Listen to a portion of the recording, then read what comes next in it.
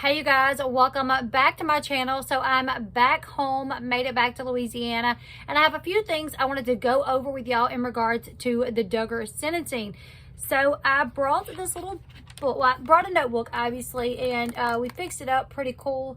It says Josh Duggar sentencing. This is the book that I took with me for the hearing, the sentencing, and literally this is all the notes that I have, and I tried to literally write down everything that was said. Obviously I had to shorthand some things, so I have a lot of stuff that I wanted to go over with you guys. So what we're going to talk about today is his actual sentencing, you know, how long he got, the probation, all the stipulations, and a few things that were objected to that I just was kind of astounded that out of all the stipulations, the ones that Josh Duggar felt the need to object to. So let's go ahead, let's get into it, you guys. So at the sentencing, the judge said a lot. You know, I myself thought we're going to get to hear some victim impact statements. We're going to get to hear letters from the family asking for leniency. We did not hear any of those. The judge talked about them a little bit. You know, the judge kind of went over who sent in letters, a little bit of what they stated, and then he brought up the victim impact statement from the mother of the victim. He went into a little bit more detail about her statement. But the day was pretty long. There were some objections that they had to go over in regards to the sentencing memorandum. So from my understanding, and I could be wrong, I'm not a lawyer, is that the defense and the prosecution both sent in a sentencing memorandum with what they were requesting and why they were requesting it. And they went over those things. Now, when the defense got the sentencing memorandum from the prosecution, they had some objections from that side, you know, the things that the prosecution had stated in their memorandum, and vice versa. So basically there was 22 objections on both sides, so we actually had to go through those, and the judge made his ruling on those objections. I'll do a separate video where we go over what those objections were and the ruling that he made on those objections. I did have someone ask me, when it come to the objections, how did the judge rule on them? And from my memory, just going off my memory and not actually going over them, it did seem like the judge ruled mainly in favor with the government, with the prosecution. There were some that he overruled and a lot that he sustained. You know, obviously, when in regards to the defense bringing up their objections. So let's go ahead and let's get into the sentencing, you guys. The day was long. I didn't think that it would be that long, but it was. We did not get out of there until, I don't know, I think it was like 4. But the sentencing, he handed Josh down a sentence of 151 months in jail, which turns out to be 12 years and 7 months. He has served a little bit over 6 months, I do believe. And due to this being a federal case, I've seen this a lot. I've seen a lot of people saying, oh, he'll serve 6 months and be out. Now, because this is a federal case, Josh must serve up to 85% of this time. He's not going to do 6 months and be out of jail, you guys. That's not going to happen. In state-related cases, you are eligible for early release, and sometimes it will be that early. I was looking over cases earlier where there were people that were sentenced to 12 years in jail and actually were released in 6. So in state-related cases, it's possible. When it comes to a federal-related case, it's not going to happen. You must serve at least 85% of your time. So with that being said, Josh will have to serve 10 years and 73 days. Subtract the 6 months that he has served, and that's what we have. But altogether, with the time that he's been in there and what he will have to serve in the future, 10 years and 73 days. Now, to get into everything else, after Josh is released, he will be on supervised probation for 20 years. He will also have to pay several fines. Now, the judge did break down each fine and what it was in relation to. And I do have those written all down, but the total is $50,000, $50,100 in fines that Josh Duggar will have to pay, and he will actually have to start paying those immediately. So he won't have to start paying those once released. He actually has to start paying those fines while still incarcerated. And the judge said if for some reason he can't pay those fines, or if it puts, you know, too much of a financial burden on them, they will set up a payment plan with him. Now, once released and while he's serving that 20-year probation period, he will not be able to have any firearms. He will not be able to use any controlled substances, which I don't really think that's a problem for Josh. I don't think he has an issue with controlled substances. So I was kind of, when they threw that in there, I was like, wait, what? Okay, whatever. Also, he must register with the Sex Offenders Registry. So he will have to register, send out, that letter that you have to send, like when he goes back home. All his neighbors will have to know that he's back home, and this is his address, and these are his crimes. This is the level sex offender that he is. So he will have to do that. Now, I noticed when the judge was going over no firearms, not able to use any substances, and he must register with the Sex Offenders Registry, I looked over at Anna, and she was nervously shaking her feet, which she did several times. She would shake her feet, and she would also grip her hands. I'm shaking my camera, but she would grip her hands and kind of rub the top of her hand at times, almost in like a self-soothing type of situation, or that was what I took from it. Okay, now after that, Josh is unable to have contact with any minors at all, including his children, unless he is supervised. Now, actually, there was a little bit of a mix-up on this. I think when I did my live, as soon as I was right outside the courtroom, I think I actually stated that he has to be supervised by either Jim Bob Michelle or his wife Anna. But actually, the judge was using them as examples, like, you are not allowed to be around any children, including your own, without supervision, like your mom, your dad, or your wife. Now, afterwards, they did a press conference where the prosecutor was speaking, and he said that that would be left up to Josh's probation officer. The probation officer would appoint the supervisors. Whoever must supervise Josh around his children would be appointed by the probation officer, which I'm going to have to assume is going to be Anna. I don't look for them to appoint, someone else in the family and put that burden on someone else or anyone else. I think it's obviously going to be Anna and maybe Michelle. The judge told Josh that if he had any concerns about events where minors could potentially be at, he would need to check in with his parole officer before going to these events. The judge also told Josh that he is not to possess any electronics, iPads, phones, computers, anything with internet photographic capabilities. So anything that could take a picture, save a picture, Josh would not be able to have that. He said that Josh must attend sex offenders treatment program, and he must pay for that program as well.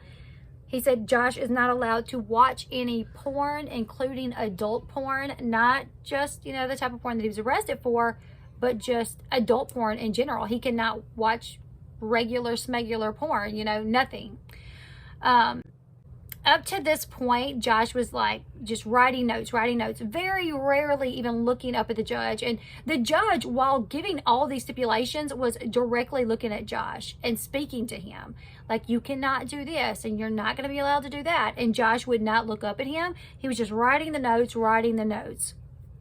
Now, when the judge said this about the adult porn, Josh stopped and looked up at the judge, looked at him for a second, and then leaned over and started talking to Justin Gelfand, his attorney.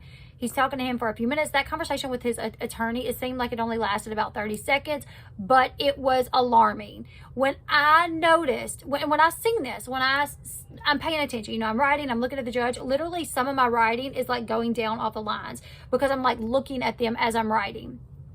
But as, the judge says this about the adult porn, Josh puts that pen down and he looks up for a few seconds, kind of locking eyes with the judge, and then gets his attorney and starts talking to his attorney. The judge still looking at him. Like, the judge is still looking at Josh, and Josh is talking to his attorney.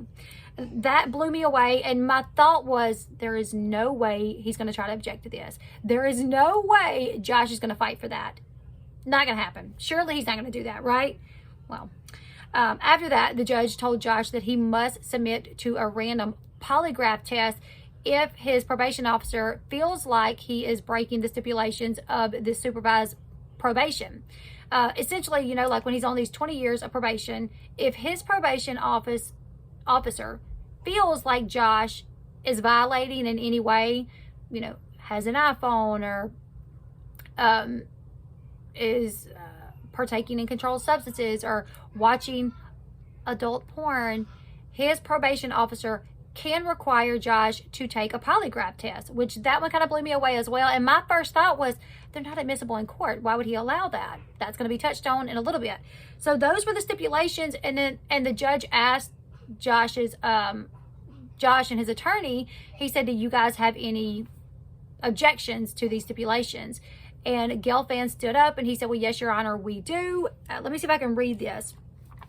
So he stands up and he says, they're going to have to object on the stipulation denying Josh his constitutional right that it is not against the law to watch adult porn, and setting the stipulation that is not breaking the law would therefore impede upon his constitutional rights.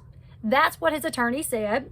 He then said, we're also going to have to object on the polygraph due to them not being admissible in court. So the judge responded, and the judge said, I'm going to set a few conditions in regards to the polygraph. Probably, I'm going to assume the condition would be is that it's still not admissible in court. It would just be taken into consideration. So if they assume that Josh is violating his probation and they bring him in to take a polygraph and he fails, it's not going to be automatic that he violated, but it's just going to be another piece of evidence. Like, they will not arrest him for violating his probation just based strictly off the fact that he failed the polygraph. There will have to be other things at play here, like they found a phone, you know, when they went in, popped up for a visit. When they knocked on the door and he opened it, they could tell that there was a phone in his pocket. So they asked him to, remove the items in his pocket, and he had an iPhone.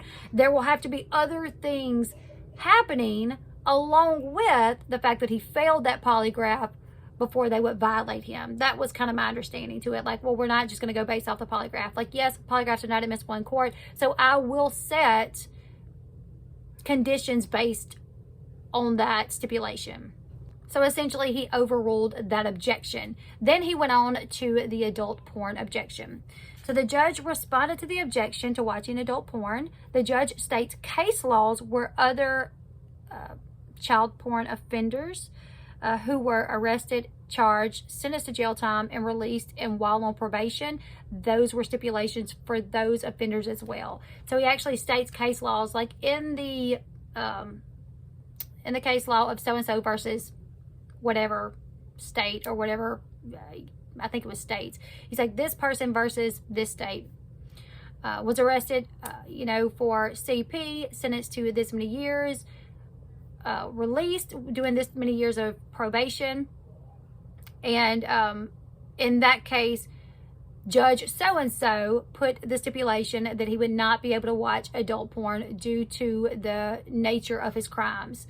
So it's been used in other cases, so I'm going to implement it in this one. And I know that I'm within my rights to do it because it's been done before. So I'm going to do it. While I understand he is not breaking the law per se because of the nature of his crimes, and I feel like it would be too much of basically a tempt for Josh, that if Josh is allowed to watch regular adult porn, it may persuade him at some point to go ahead and, check out CP one or two times, so they don't want him watching it at all, regular porn at all. So the judge ended up overruling that objection as well. So those were the stipulations, you guys. Fines, no firearms, no controlled substances, no electronics, sex offenders therapy, not around kids without supervision. Several things that he put in place when Josh is released, that Josh will have to abide by those things, hopefully to keep Josh on the straight and narrow, keep him in line. There were talks about Josh, the possibility of him reoffending, and the judge did touch on that as well. But the judge is hoping by these stipulations that he's setting in place that it will be a deterrent for Josh. Like, well, I know if I get caught, this is what I got. This is what I'm going to have to deal with. So that's what it is, you guys. Like I said, I have a notebook. Literally, it's like almost half the notebook full of notes of things that I'm going to continue going over things here and there. Also, I'm trying to catch up on the JD and Johnny Depp and Amber Heard situation. They did their closing arguments today. So hopefully pretty soon we're going to have a verdict, you guys. I'm keeping my fingers crossed for that one. Also, I have my Mama June recaps that I'm doing. I actually filmed a recap last Friday, no, it wasn't last Friday. I think it was like Sunday, maybe Monday, and I have not gotten a chance to edit that and upload it, so I will do that ASAP. So just keep your eyes peeled. I'm going to be going through this book. Anything that I find that is of any interest to you guys, I will post videos about it. I may actually do a live stream where I actually sit down and I read the whole book, because I literally wrote pretty much everything that was said. as I'm looking around to see reactions. So if you guys would be interested in maybe me just going live one night and actually just going through all of the notes that literally talks about how Josh was looking at the prosecutor, when Anna made any facial expressions, or when Josh turned around to scan the gallery to see who all was there. That's all in here, you guys. And if you would want me to do a live stream where I just kind of go over everything, I will definitely do that. You guys just let me know. I'm also going to try to keep up with my Mama June stuff and continue covering the Johnny Depp and Amber Heard trial. Like I said, the rest, they did their closing arguments today, and we're just waiting for the jury to reach a verdict now. You guys leave your thoughts in the comment section below. If there's anything else you would like to hear, anything else you would like to know, please leave it in the comment section below. I will be reading the comments. Make sure you give this video a huge thumbs up. Subscribe to the channel if you haven't yet. And until next time, I'll see you guys later. Goodbye, everyone.